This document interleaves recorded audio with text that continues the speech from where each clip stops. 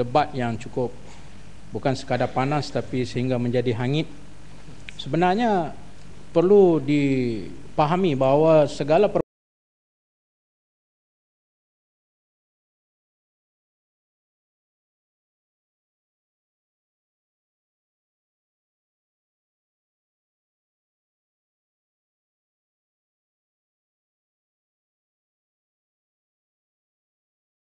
ini yang waras berbincang hingga ke saat ini memberi isyarat ataupun mengiyakan bahawa segala perbahasan itu kita pada tindakan keganasan atau apa sahaja yang boleh merosakkan keutuhan negara ini.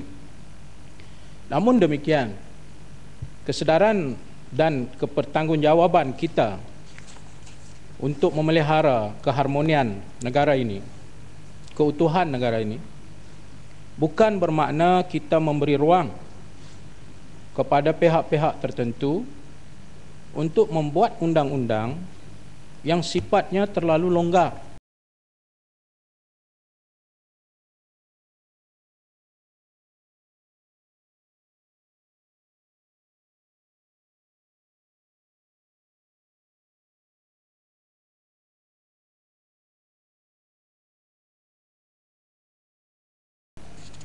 Penyelewengan itu membuatkan kemarahan rakyat lalu bangkit untuk menentang, dan contoh yang paling ketara ialah Akta ISA.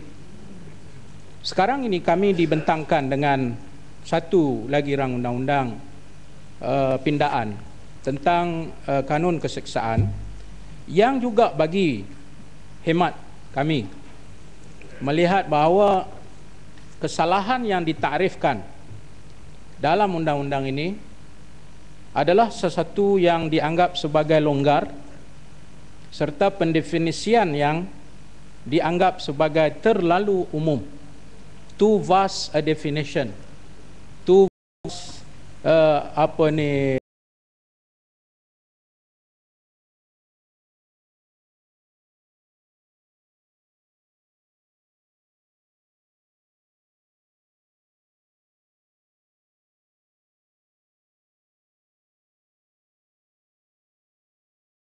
sebagai takrifan dan boleh digunakan secara blank check oleh pihak-pihak tertentu, bukan untuk menyelamatkan atau memelihara negara, tetapi berkemungkinan potensi dengan satu takrif yang umum ini untuk menyelamatkan pihak tertentu supaya terus berkuasa.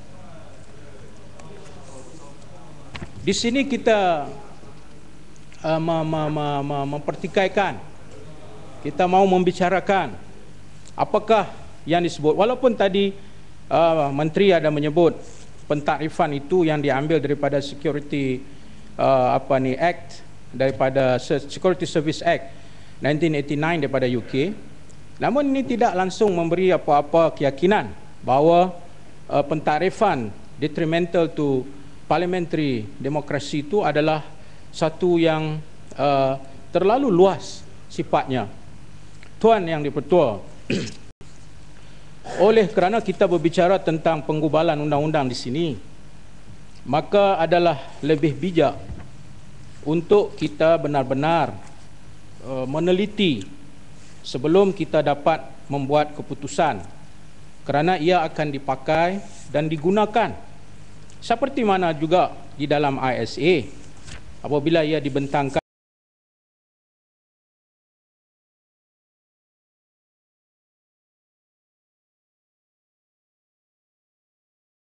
bahawa akta itu disalahguna oleh pihak-pihak tertentu, dan kebimbangan itu kini diulangi kerana kami melihat bahawa tidak ada bezanya yang itu dengan yang ini. Membuat sesuatu ataupun menghapuskan sesuatu dengan menggantikan sesuatu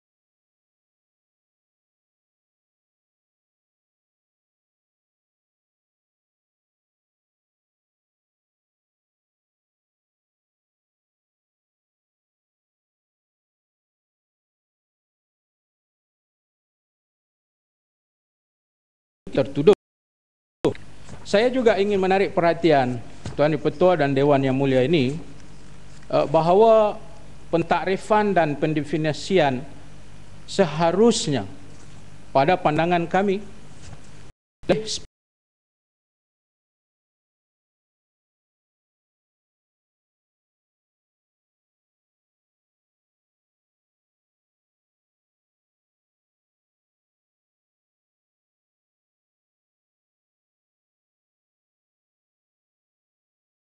seumur hidup. Jadi berbanding dengan hukuman yang begitu berat dengan pendefinisian yang begitu longgar, ia tidak menggambarkan satu kesungguhan untuk kita benar-benar melihat bahawa apa yang kita gubalkan ini mestilah di atas kesedaran dan tanggungjawab memelihara prinsip-prinsip hukum yang kita diberi tugas di sini untuk memelihara prinsip-prinsip tersebut. Saya memberi satu contoh definisi kesalahan keselamatan oleh UN dalam Convention for the Suppression dengan izin of the Financing of Terrorism. Ia lebih spesifik, Tuan Yang Pertua, berbanding dengan detrimental to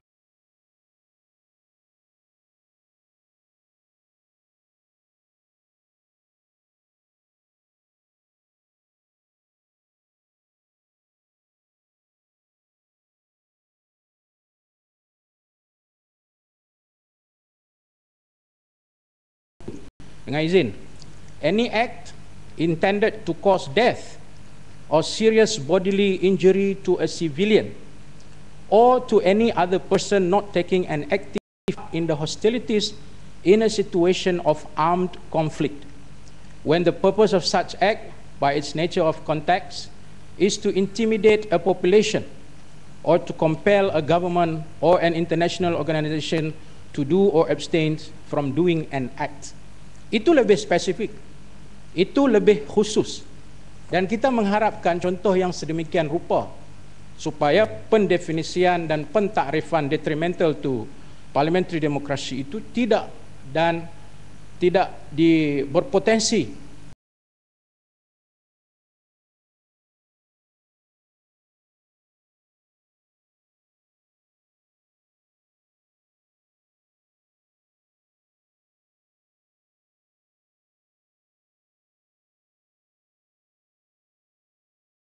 sini maupun di sebelah sana, iaitu pentakrifan yang disebut terlalu umum ini, Tuan Yang Pertua, boleh menimbulkan berbagai persoalan yang dikatakan parliamentary demokrasi. Pertama, apa yang dimaksudkan dengan detrimental ataupun bahaya ataupun menggugat?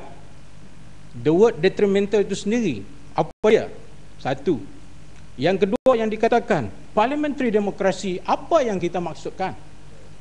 Apakah ada satu kebangkitan daripada rakyat untuk menyuburkan lagi demokrasi, untuk membetulkan, menyegarkan lagi demokrasi, boleh dianggap sebagai tindakan yang menggugat parliamentary demokrasi?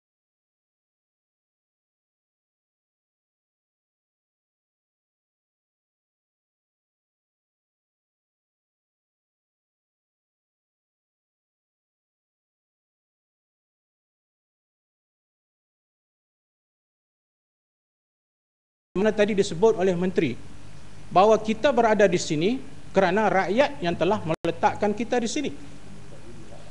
Tiba-tiba ada tindakan yang mencabuli hak rakyat yang telah meletakkan dia di dalam parlimen terdun, tiba-tiba mengkhianati dengan dia mengisytiharkan dirinya tidak ada kena-mengena lagi dengan parti yang dia menang kerananya.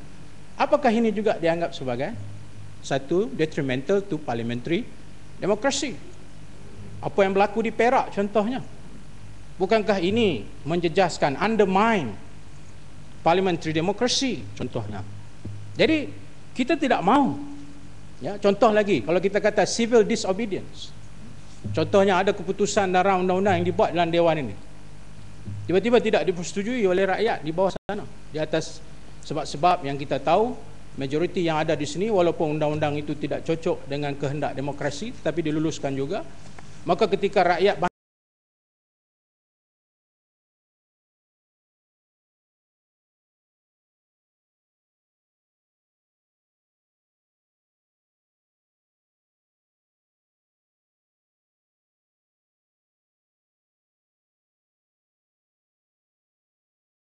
gunakan hukuman yang berat, karena itu akan membebankan kepada orang yang nanti dituduh sebagai menjejas dan menggugat. Begitu juga dengan kita panggil democratic dissent. Kita berpandangan beza dalam soal tertentu dalam dasar-dasar kerajaan. Apakah apabila kita mengambil tindakan, contohnya pokok sena, dia kata kita tak setuju dengan kita mahu Suruhanjaya Diraja dibuat untuk siasatan warga asing yang diberi IC untuk mengundi. Apakah itu dianggap sebagai parliamentary detrimental to parliamentary democracy? Dan banyak lagi persoalan-persoalan yang bagi saya the issue dengan izin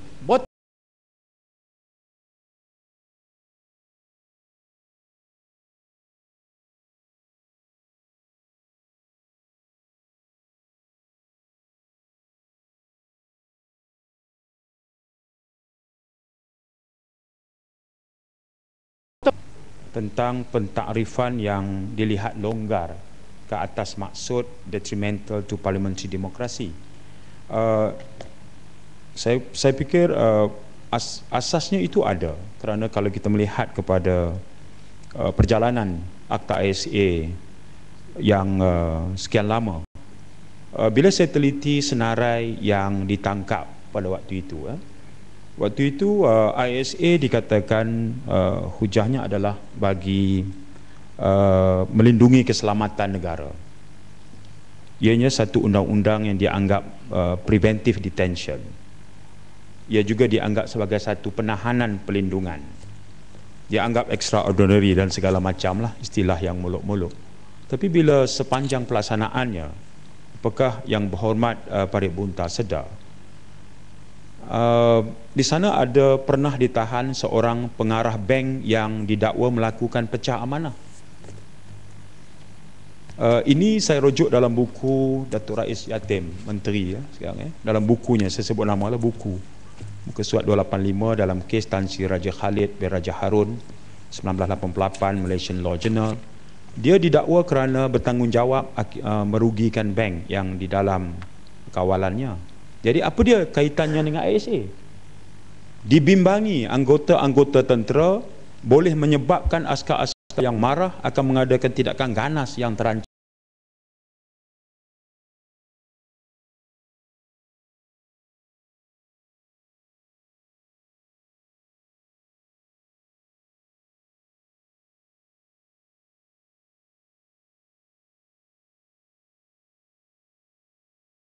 Yang mengkritik dasar kerajaan memberi kontrak dalam projek Lebuh Raya Utara Selatan pun kena ISA. Ini kerana tafsiran yang luas keselamatan negara. Dan sekarang detrimental to parliamentary democracy. Itu yang kita tengok. Aktivis alam sekitar yang menentang kerja-kerja pembalakan di Sarawak. Bila kerajaan negeri Sarawak bagi kawasan pembalakan, kemudian menyebabkan lahirnya tentangan, aktivis alam sekitar pun kena ISA. Jadi saya agak bersependapat dengan Berhormat Parit Bunta, kerana dalam kes ini kelihatannya tafsiran yang begitu luas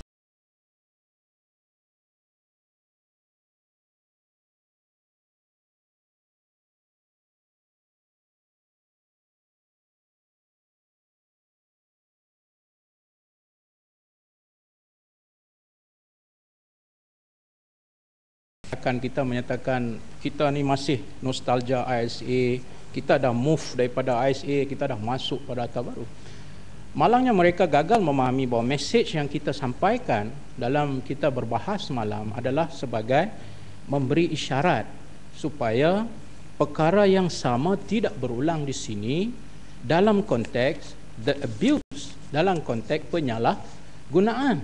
Itu maksudnya, bukan maksud kita bernostalgia dengan ISA. Yang kedua, ISA, kesalahan yang dikatakan itu pun tidak terbukti kerana tidak pernah dibawa ke dalam mahkamah. Ia menjadi tafsiran yang direka-reka untuk mencapai satu matlamat yang tidak ada kena-mengena dengan security pun, yang tidak ada kena-mengena dengan keselamatan, seperti yang diberi contoh oleh yang lain saya tidak tahu. Jadi yang diberi contoh oleh oleh Macang tadi. Jadi saya teruskan di sini, ada sikit lagi Tuan Ketua, iaitu tentang apa undang-undang sekalipun. Kalau kita bicara tentang mengugut atau menggugat parliamentary demokrasi, perlulah ada satu suasana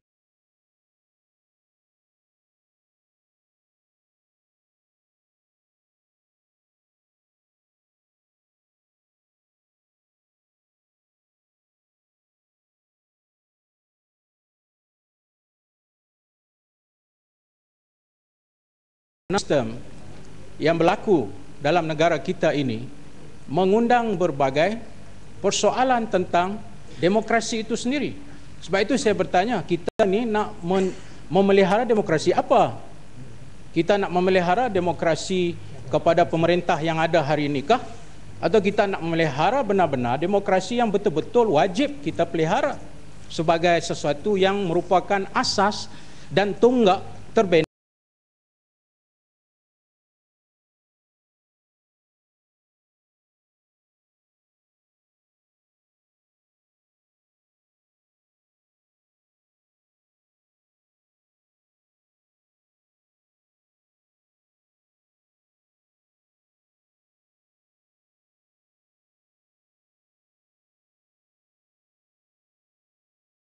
kita nak mempertahankan demokrasi apa? Sebab itu bagi saya, kanun keseksaan yang dipindah ini untuk dibawa selari dengan pindaan sebelumnya adalah terlalu longgar dan tidak boleh kita jadikan sebagai alasan untuk dikenakan hukuman terhadap mereka yang telah menyalahi ataupun dikatakan detrimental. Begitu juga dengan soal kebebasan media. Di mana kebebasan media? Di mana kebebasan maklumat? Di mana kebebasan politik? Contohnya pilihan raya yang adil, yang hari ini walaupun sudah ada jawatan kuasa dibentangkan, minority report yang jelas menunjukkan bahawa sistem pilihan raya masih pincang tetapi tidak diendahkan. Tiba-tiba kita bercakap perlu memelihara demokrasi. Demokrasi apa ini? Itu persoalannya Tuan Yang Di-Pertua yang harus diambil kira oleh semua pihak di sini, dengan mengambil kira bahawa apa yang kita bahaskan dan kita bincangkan di sini tidak berniat untuk memberi ruang kepada keganasan, tidak berniat untuk memberi ruang kepada berlakunya kerosakan, tapi apa yang kita bincang di sini ialah memelihara prinsip-prinsip hukum, prinsip-prinsip keadilan, dan lebih penting daripada itu memberi amaran kepada mereka yang hari ini berkuasa membuat undang-undang ini supaya tidak menyalahgunakan di atas sebab kelonggaran pendefinisian dan takrifan yang dibuat di dalam akta dan undang-undang ini. Dengan itu, saya minta penjelasan kepada Menteri. Sekian, Mas.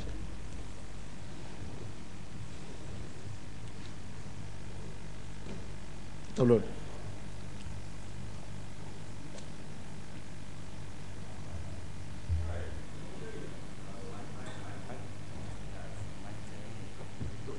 Nak pinjam saya punya.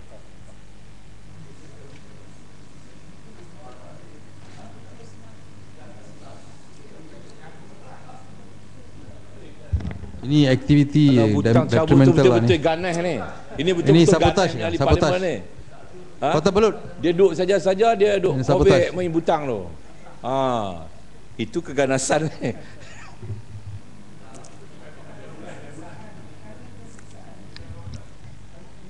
Ya. Boleh ditafsirkanlah sebagai aktiviti detrimental to parliamentary democracy. Tak apalah. Kalau diizinkan oleh Tan Sri. Terima kasih Tan Sri Yang Di-Pertua. Saya juga ingin mengambil peluang ini untuk membahaskan rang undang-undang ini. Sebelum saya ingin meneruskan ucapan saya ingin memberi sedikit respon kepada Yang Berhormat Parit Buntar. Walaupun rang undang-undang ini adalah untuk meminda kanun keseksaan, tetapi ialah perbahasan itu sudah jauh. Tetapi ada beberapa perkara Tuan Yang Di-Pertua yang saya ingin bawa ke sini. Pertamanya ialah mereka selalu ingin membawa hujah berkenaan dengan kerajaan negeri Perak.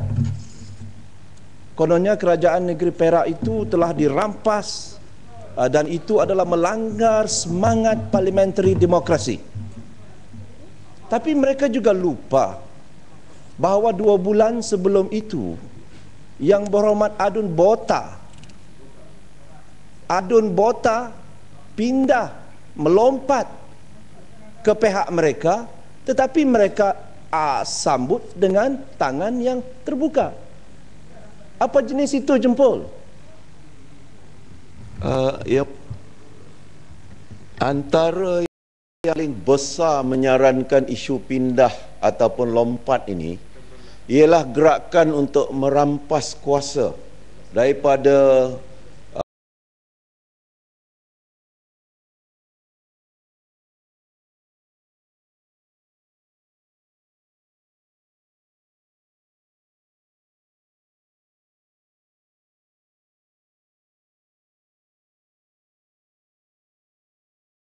Kota Belud. Yang Berhormat mempunyai perkataan yang cukup baik, merampas kuasa. Kalau saya gunakan tafsiran saya, ini menggulingkan kerajaan. Tapi tak disebut oleh Farid Buntar. Ini yang menjadi permasalahan saya. Yang Berhormat mendengar hujah tadi. Ini pada saya adalah satu juga masalah yang besar. Melompat, mencari, membeli. Kita tahu ini taktik biasa rakan-rakan kita. Tapi tak apalah. Kita di Barisan Nasional pada waktu ini, kita sentiasa ingat kepada kewajipan yang diberikan oleh rakyat. Taktik ini juga digunakan semasa yang Berhormat Permatang Pau dahulu berada dalam kerajaan. Tapi tak apalah, itu sudah jauh. Jadi lain kali, tolonglah jangan gunakan insiden peralihan kuasa daripada pakatan kepada barisan, kerana kalau tidak meludah ke atas langit terkena muka sendiri, malu. Ya, itu satu. Yang keduanya, Farid Buntar mengatakan tadi tentang jenis apakah dia parlimen demokrasi ini.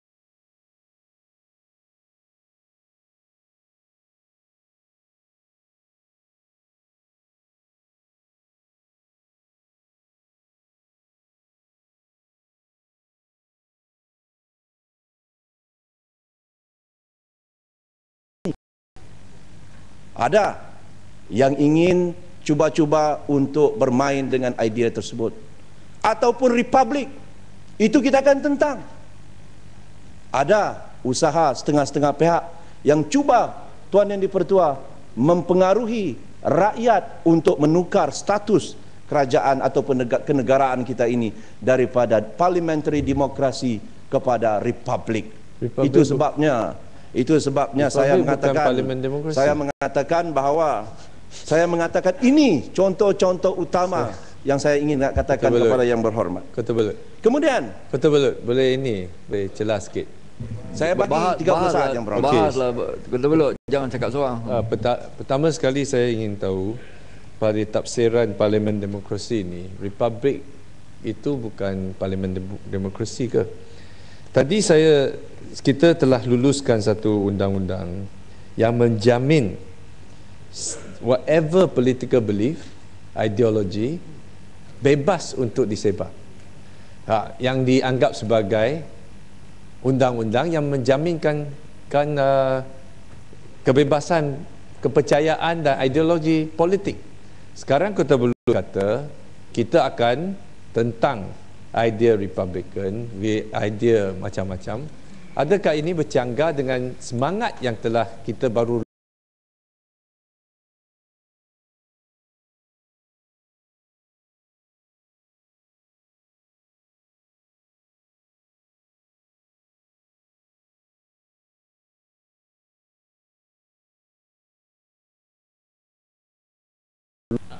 kasih sayang Yang Berhormat batu kepada tuanku Duli Yang Maulana di-Pertuan Agong? Kuning sangat tadi tu, sampai susah saya nak membaca. Saya nak jawab Yang Berhormat. Kuning bersih. Yang Berhormat, saya nak jawab. Kalaulah katakanlah Yang Berhormat batu Tuan di-Pertua, hari ini mau jadikan negara ini sebagai negara komunis contoh, bawa kepada rakyat cara berhemah, bawa dalam manifesto, undi. No, ini maksudnya parliamentary demokrasi. Kalau mau mengubah bentuk negara ini secara demokrasi, parliamentary demokrasi tadi yang dikatakan, ubah, masuk dalam manifesto Pakatan Rakyat, negara ini akan ditukar menjadi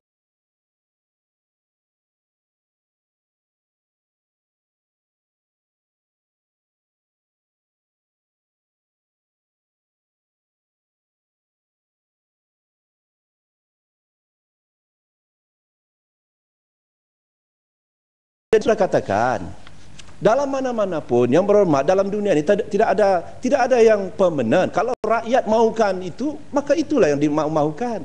Cuma saya katakan, apa yang dikatakan oleh kerajaan ialah gunakan saluran yang betul. Jadi hari ini katalah yang berhormat Batu mau menjadikan negara ini negara komunis, boleh letak dalam manifesto pakatan dan biar rakyat yang menentukan. Yang berhormat jempol. Yang berhormat Kota Belud, sebenarnya Yang Berhormat Batu mengelirukan Dewan. Walaupun kita baru meluluskan undang-undang sebentar tadi, tetapi kita telah pun memilih sistem demokrasi raja berperlembagaan dan telah pun diletakkan dalam perlembagaan negara kita. Kalau tidak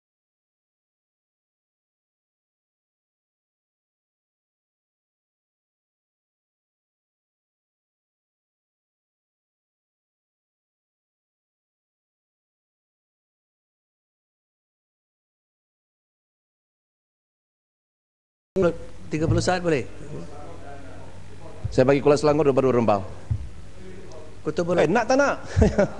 Lepas Okey, saya bagi Subang dulu, baru Rembau. Subang dulu. Okey, terima kasih. Boleh. Which one are you ini macam mana jadi kerajaan macam ni? Sekejap berdiri, Terima sekejap kasih duduk. Kota Belud. Nak siapa dulu?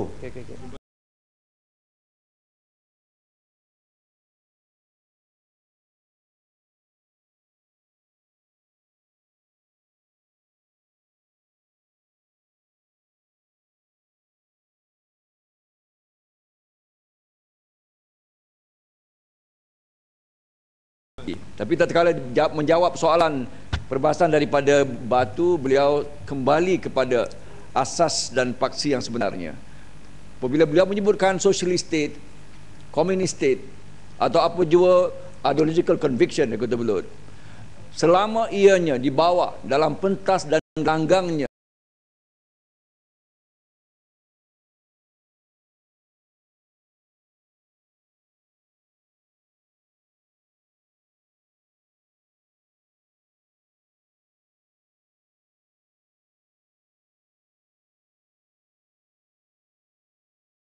oleh kerana itu, bila Kota Belud, bila Kota Belud menyebutkan socialistic state ataupun republik dan sebagainya, itu adalah dinamika democratic process yang akhirnya adalah milik rakyat untuk menentukan. Jadi oleh kerana itu, Kota Belud harapnya dapat diperjelaskan, jangan mengelirukan Dewan juga. Terima kasih Yang Berhormat Kota Belud. Saya ingat nak bahas tadi tapi saya rasa cukuplah untuk pencerahan mungkin. Saya dapati bahawa perbahasan daripada pihak pembangkang bukan mengelirukan tetapi amat lemah sekali sebab tidak mengkaji dengan ataupun sengaja tidak mengakui bahawa sebenarnya apa yang dipilih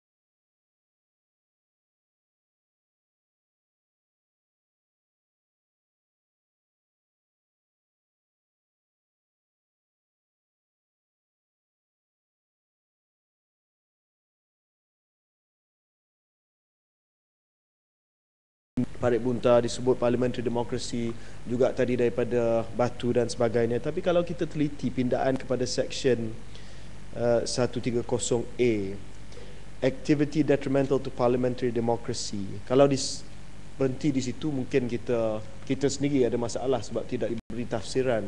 Tetapi disebut means an activity carried out by a person or group of persons designed to overthrow or undermine parliamentary democracy by violent or unconstitutional means. Peruntukan ini dapat semangatnya daripada section 2385 US Criminal Code, advocating overthrow of government by force or violence, dan dia teruskan or by assassination of any officer of the or any such government. Jadi di sini jelas bahawa apa yang dimaksudkan adalah apa saja aktiviti kegiatan detrimental to parliamentary democracy yang melanggar undang-undang kita ataupun dibuat secara ganas, violence. Itu yang dimaksudkan di sini, bukan legitimate political dissent. Tetapi masalah di sini adalah pembangkang buat-buat tak tahu bahawa legitimate political dissent, perhimpunan aman ataupun wakil rakyat yang tukar parti itu sengaja ditakrifkan ataupun disoalkan sebagai detrimental to parliamentary democracy, sehingga perkara itu tidak unconstitutional, tidak violent. Kalau ada siapa-siapa nak pindah parti, nak lompat parti, as long as not unconstitutional, not violent, is not detrimental to parliamentary democracy. Kalau nak buat himpunan aman, bersih, hatta bersih pun, itu tidak detrimental to parliamentary democracy. Itu yang mereka tak faham. Sudah cukup khusus dari segi definisi yang diberi dan apa yang dimaksudkan oleh Kota Belud tadi, yang mana celahan dibuat oleh Batu. Saya terkejut dengan kualiti perbahasan daripada Batu yang amat rendah sekali. Bahawasanya apa yang dimaksudkan oleh Kota Belud bukannya kita tidak benarkan idea republicanism, contohnya diutarakan sebagai mengikut apa yang disebut oleh Kuala Selangor tadi, dinamika demokrasi pada hari ini. Tetapi kalau sekiranya republicanism itu dibawa secara overthrow of the government, the present government, dengan cara yang tidak constitutional, dengan cara yang violent, itu yang dimaksudkan, not your true ballot box lah, Rambau. I mentioned that true ballot box, dinamika or whatever it is you mentioned tadi, ya. So please tolonglah kita hadkan perbincangan ini kepada the letter and the spirit of the law. Memang jelas bahawa apa yang tersurat dalam undang-undang ini menyebut definisi dengan jelas. Yang Muhammad Kota Belud minta pandangan. Kota Belud, boleh saya sambungkan, you boleh jawab semua. Sekejap dulu yang Muhammad Subang. Yalah, bagilah peluang untuk, then you can jawab lah, you ada the floor after that. Jawab semua. Boleh? 2 minit saja. Saya ambil masa macam Rambau. Tuan Sri Yang Di-Pertua, terima kasih pada Kota Belud. Mula-mula Kota Belud saya nak tanyalah, biasa dalam pengalaman saya, bila seorang pengucap kata hujah saya lebih bijak, awak punya hujah kurang bijak, bodoh, biasanya sebaliknya. Biasanya orang yang cakap macam itu nampaknya menunjukkan insecurity mereka biasa. Ya, so tak payah macam selalu ulang, saya yang bijak, saya yang boleh hujah, awak tak boleh hujah, awak tak tahu hujah. Ya, biasanya sebaliknya. Ya, dan itu pun tidak mencerminkan pendidikan yang baik. Walaupun saya tahu universiti yang dia pergi, tapi sebaliknya mencerminkan satu tahap keyakinan yang cukup kurang. Terima kasih yang berhormat. Kalau itu hujahnya, terima kasihlah. Balik pada point sekarang now. Let me go back to the point. That's why I want to stop this kind of repetition. I give you 30 seconds. Kota Belud, you are fine. Sana saja. 30 saat. This is my floor. Now let's go to the point now. So sebab kita dengar itu beberapa kali. Now the point is, overthrow of government dengan izin Tan Sri itu bukan isu. Kalau itu ditafsirkan dengan jelas, kegunaan kekerasan, force or violence or assassination, memang itu di sana Kota Belud kita setuju, that is the issue. Masalahnya apabila kita tambah dengan perkataan undermine parliamentary democracy, itu jadi bermasalah. That is where kita dapat kelonggaran yang luas. Dan bila kita gunakan perkataan macam unconstitutional, kita selalu pergi ke mahkamah, satu pihak menyebut unconstitutional, satu pihak akan sebut constitutional, sampai ke Mahkamah Persekutuan baru settle. You always have two views. Yeah? No, your point ni, terima kasih yang berhormat. Point is that is basically kalau kita Tuan Yang Di-Pertua, yang berhormat, salah satu cara, you have repeated this many times.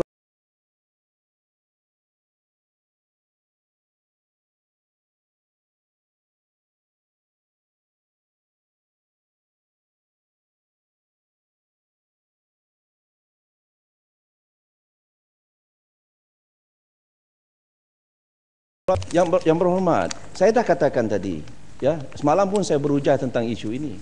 Ini saya ulang sekali lagi, sebab yang berhormat berkali-kali mengatakan tentang isu ini, saya terpaksa jawab berkali-kali. Di Amerika Syarikat, negara yang amat menghargai freedom and liberty, freedom, ya, individualism. Hari ini baru saja 2 bulan yang lepas, yang berhormat, mewujudkan satu undang-undang yang amat draconian. Why? Kenapa rakyat Amerika yang amat-amat menghargai kebebasan individu itu sanggup untuk berkompromi, sanggup untuk memberi kuasa yang cukup besar kepada Presiden Amerika itu. Jangan cakap pasal parliamentary demokrasi. Ini di Amerika ini, the National Defense Authorization Act ini memberi kuasa kepada Presiden Amerika untuk mengatakan, okey, orang ini dianggap oleh beliau sebagai yang boleh mengancam keselamatan Amerika Syarikat. That's why the power is given to the president, not a police officer. No, that's what I'm saying. It's given to the president only, not a police officer. Soalnya sekarang ini adalah rakyat, penerimaan rakyat, konsep. Ya, akhirnya nanti undang-undang ini perlu diterima oleh rakyat. Saya nak mengatakan di sini bahawa di Amerika Syarikat, negara yang begitu mengagungkan, mereka sanggup kerana mereka juga berdepan dengan masalah-masalah yang tertentu. Ya, sebab itu saya katakan dalam zaman sekarang ini Tuan Yang Dipertua, kita tidak boleh beri terlalu memikirkan tentang soal kebebasan individu dan sebagainya. Saya memahami apa yang dikatakan oleh ahli-ahli yang berhormat daripada pembangkang. Tetapi zaman, masa dan ketika ini kita belum sampai ke tahap itu lagi. Kita memerlukan satu undang-undang yang dapat mengimbangi. Ya, sebab itu saya nak katakan keselamatan adalah tanggungjawab kerajaan. Walaupun saya menghargai pandangan yang berhormat, tetapi rakyat akan menghukum kerajaan ini buat masa ini kerajaan Barisan Nasional berkenaan dengan isu-isu keselamatan. Sebab itu walaupun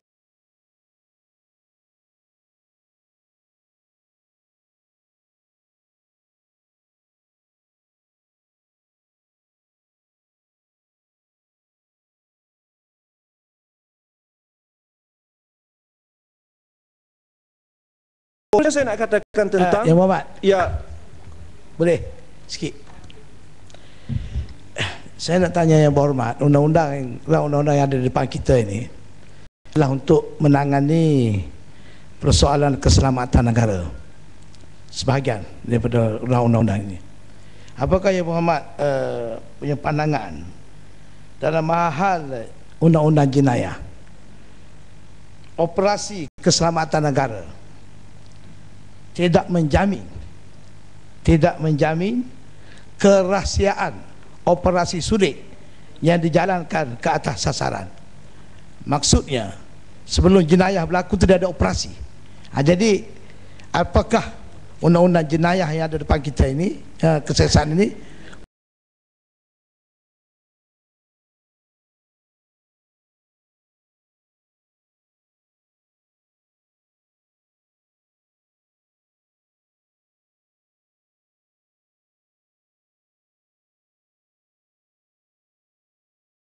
pun kesalahan khas ini, ya, dan langkah-langkah menanganinya itu, saya rasa itu satu kebimbangan yang perlu dihargai oleh kita semua di sini. Yang saya takut ini ialah pihak pembangkang, rakan-rakan daripada pihak pembangkang terlalu memberi keistimewaan ataupun penumpuan terhadap kebebasan dan kebebasan individu. Konsepnya tak salah. Tetapi masalah kita di sini ialah yang memerintah, yang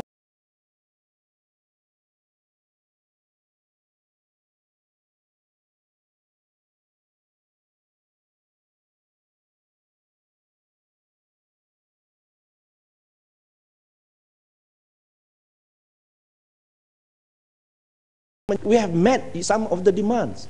Ya, warga Kadim, next of kin, dia beritahu, ada yang mengatakan di sini dahulu bahawa kalau ditangkap di bawah ISA, anaknya meraung, istrinya jadi gila, tak tahu di mana pesalah. Sekarang boleh dapat akses kepada pesalah.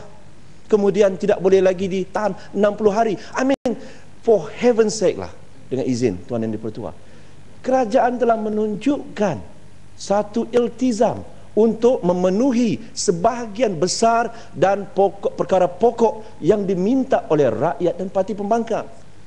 Sekejap. Saya nak cerita sikit tentang sabotaj. Saya sudah bagi banyak kali. Saya bagi pada sahabat saya macam. Terima kasih. Tan Sri Dipertua, terima kasih. Rakan saya dari Kota Belud. Apabila kami mengemukakan reservation dengan izin bila bercakap soal alasan keselamatan negara, tentulah kita ada asas hujah kita, ya. Dan sebagai seorang Muslim, kita juga ada panduannya. Ada dua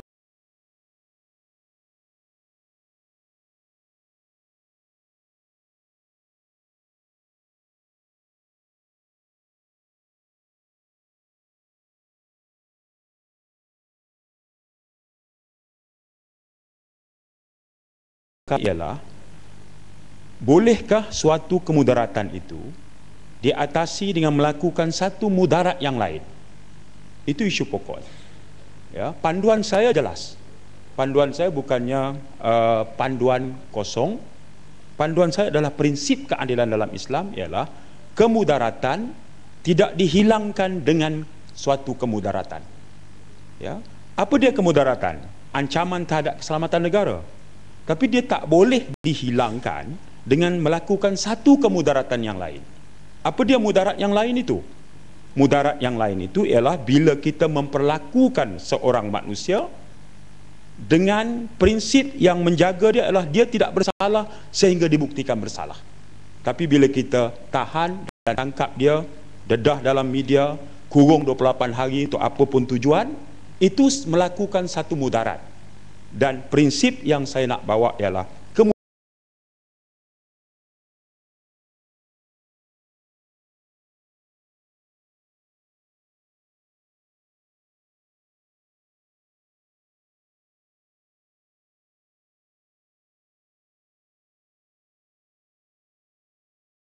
melalui proses keadilan. Itu yakin. Saya yakin, Kota Belud juga yakin.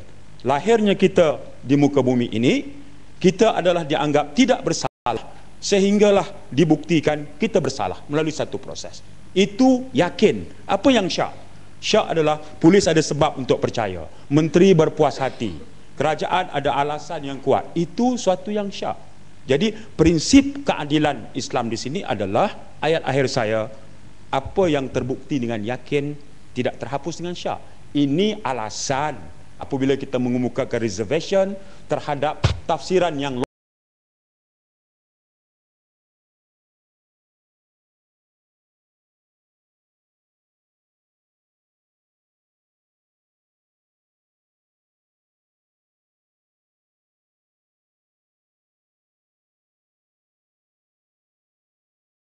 kemudaratan yang kedua tadi yang disebut oleh Yang Berhormat itu hasil lahir daripada prasangka buruk Yang Berhormat terhadap usaha kerajaan dalam menangani isu keganasan. Kalau dikatakan 28 hari dipukul, diketuk apa semua itu, kalau sangkaan kita itu sudah salah, betul lah kemudaratan yang kedua itu yang disebut oleh Yang Berhormat. Tapi kalau kita berlaku adil kepada kerajaan, kerajaan itu adalah kerajaan yang dipertanggungjawabkan. Apalagi akses kita. Takkan kita nak interrogate ataupun menyoal teroris hanya untuk 6 jam atau seminggu. Mungkin komplikasinya lebih besar. 28 hari adalah maksima. Mungkin 3 hari, mungkin 4 hari. Tetapi kalau Yang Berhormat dengan rakan-rakan Yang Berhormat sudah mempunyai satu pandangan yang serong, apa jua yang dibuat oleh kerajaan akan dianggap sebagai satu kemudaratan. Jadi kita kena berlapang dada. Pada saya ini adalah usaha kerajaan untuk memastikan kemudaratan yang pertama itu dapat diselesaikan dengan cara yang baik. Saya nak beralih kepada soal tentang sabotaj Tuan Yang Dipertua. Saya nak menyebut tentang, saya minta pandangan Yang Berhormat Menteri. Soal tentang sabotaj ini saya kira juga mengambil kira tentang keselamatan makanan, ya. Saya menjadi satu perkara yang amat berat kepada saya kadang-kadang apabila saya mendengar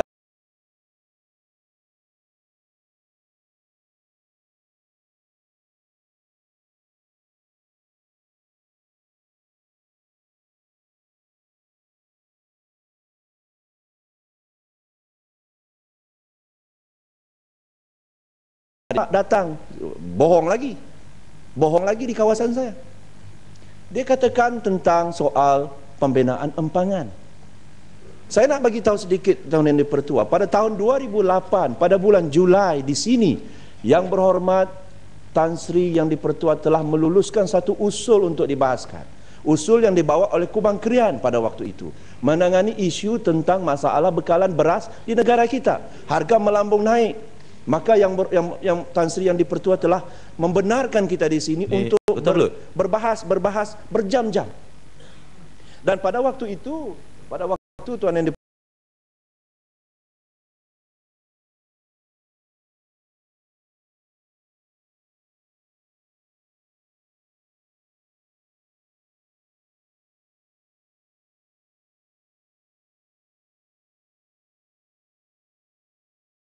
Perdana Menteri membuat keputusan untuk membuka jelapang padi baru dan menambahkan lagi keupayaan jelapang padi yang ada sekarang ini, termasuk di Kota Belud. Jelapang padi underutilized dengan izin, maka diberilah peruntukan yang banyak, dibuat lagi saliran, mencari sumber air yang baru. Sebab itu empangan dibuat hasil daripada desakan yang berhormat Ipoh Timur, yang berhormat rakan-rakan daripada pembangkang. Selepas itu kita buat satu keputusan ataupun cadangan untuk membina empangan tersebut. Tetapi yang Tuan Tan Sri yang di-Pertua, pada masa yang sama orang-orang inilah juga yang datang ke kawasan saya menghasut rakyat di kawasan yang tertentu itu untuk menolak empangan tersebut. Kerana dalam empangan ini, tanpa ada empangan ini, bagaimana kita boleh mengairi 10,000 hektar tanah di Kota Belud? Takkan kita nak gunakan air hujan, Tuan yang di-Pertua. Tapi soal tentang mempertahankan tentang empangan ini tak betul apa semua itu, kita dengar juga lah. Tapi jangan hasut orang kampung. Itu satu. Yang keduanya yang menjadi permasalahan saya kepada hujah mereka ini, pada masa yang sama Tuan yang di-Pertua, orang seperti Ipoh Timur ini dan Bagan ini pula setuju supaya satu empangan yang besar dibuat di Pulau Pinang, Mengkuang 2. Harga 1.2 bilion ringgit. Kalau ditanya kepada yang amat berhormat Bagan, kenapa perlu ada empangannya di sini? Jawabnya apa ya Tan Sri? Oh, ini adalah untuk bekalan air minum dan untuk pertanian di Pulau Pinang. Takkan kita tak mau orang Pulau Pinang itu mati nanti kebolor. Lebih kurang begitulah bunyinya. Sedangkan inilah juga hujah yang kita gunakan di Kota Belud. Ya betul ada pemindahan. Sebab itu saya nak katakan di sini, for the record, dalam hujah yang berhormat Permatang Pauh di dalam ucapan titah menjunjung kasih titah diraja, yang berhormat Permatang Pauh mengatakan dia pun dia setuju. Dia kata buat tak apa asalkan pampasan yang diberi itu baik.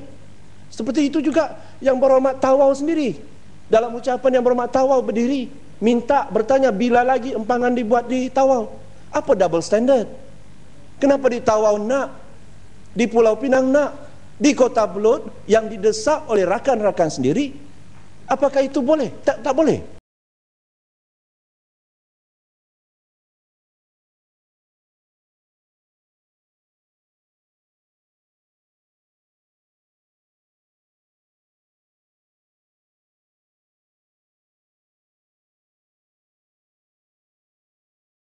Ada empangan tersebut. Walaupun saya bukan nak menenggelamkan, tidak ada satu orang wakil rakyat Tan Sri yang nak menenggelamkan rakyatnya lah. Tak ada. Nobody. Don't ever say that. Empangan Gombak masuk ke Kota Belud, kata ahli parlimen sanggup nak tenggelamkan kampung. This is the most ridiculous. Kota Belud.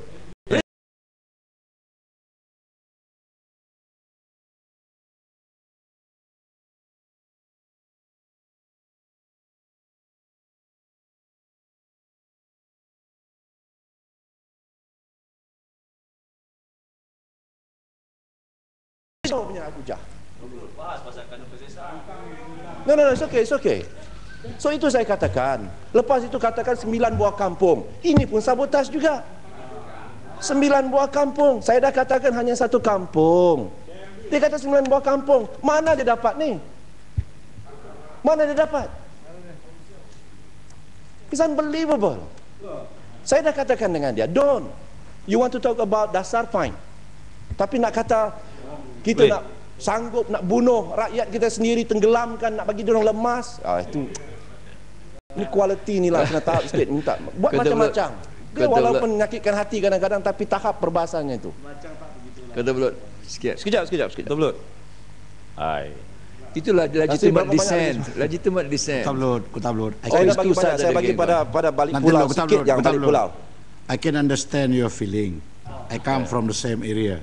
Tetapi jangan terlampau jauh daripada main road, yaitu orang undang-undang nanti tenggelam yang saya sedang bagi dibahas. 30 saat balik pulau. Terima kasih Tan Sri. Ni Kota Belud nak tanya soalan saya sebenarnya nak tanya apa relevan dengan kanun kesiasaan. Tapi yang soalan sebenarnya nak tanya Kota Belud, dalam kanun kesiasaan antara intipati utama yang nak dimasukkan ialah satu perkara besar, iaitu parliamentary democracy. Ya. Soalan saya, yang Kota Belud bahaskan tadi beza pandangan, Kota Belud pandangan macam ni, Pakatan macam ni, saya rasa saya tak tahulah. Cuba tengok. Yang berhormat. No. Yang berhormat, dah cukup. No. You want to ask question, kalau nak dengar tadi parit buntak macam-macam, bulan, bintang, bulan, maring, semua ada dalam tu. Kalau Kota Belud cakap tadi itu authoritarian, dia bukan demokrasi. Saya dah katakan Tan Sri, satu view ialah authoritarian. Saya bawa usul. Yang berhormat kena faham. Yang berhormat, don't ini yang Subang kata tadi.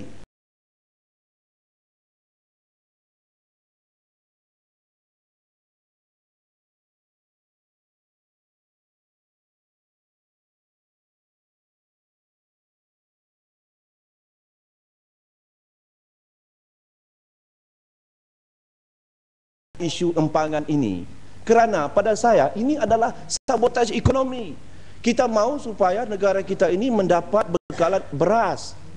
Itu juga yang diminta oleh semua orang. Isu empangan. Ini semua orang minta. Kota Belud isu empangan. Kejap. Sebab itu, tak apa yang berhormat, kejap. Isu empangan. Tak ramai yang hari ini sebelum ada pindah masa. ke isu empangan ni. Sebab saya nak bawa satu poin lagi Tuan Yang di-Pertua. Yang lebih besar daripada empangan ini. Isu empangan. Saya nak tanya yang berhormat, Tan Sri. Memang akan tenggelamkan orang. Memang akan tenggelamkan. Di Kedah kita ada empangan beris. Kita pindahkan orang sebab kawasan tu kita nak tenggelamkan untuk buat ampangan beris. Memang kita perlu tenggelam. Okey, sudah jawab pasal beris. Saya duduk, saya bagi tahu pasal beris. Saya buat jadi kalau buat Kota Belud kena pindahkan orang. Tuan Yang di-Pertua, Tan Sri, saya nak bagi tahu yang berhormat daripada mana tadi? Kuala Kedah. Saya nak bagi tahu Tuan Yang di-Pertua, saya sendiri melawat bersama dengan adun kami daripada kawasan Kota Belud. Datuk Musbah, Datuk Japlin, Datuk Herbert, saya dan beberapa lagi pegawai lain turun ke beris. Kita jumpa seorang ketua kampung. Ketua kampung tu kata Tuan Yang di-Pertua, dulu saya adalah laki gangster di sini. Empangan ini saya lah yang tentang. Ya. Dia kata Dr. Mahathir sendiri pun, yang amat berbahagia Tun Dr. Mahathir, dia tentang.